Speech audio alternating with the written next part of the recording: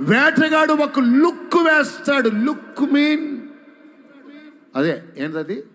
చూపు కావచ్చు. చూపు ద్వారా నిన్ను ఆకర్షించుకోవచ్చు. హలో, ఎట్లాగే చెప్పండి? చూపు ద్వారానైనా నిన్ను ఆకట్టుకోవచ్చు వేటగాడు. మాట ద్వారానైనా ఆకట్టుకోవచ్చు. వస్త్రధారణ ద్వారానైనా ఆకట్టుకోవచ్చు.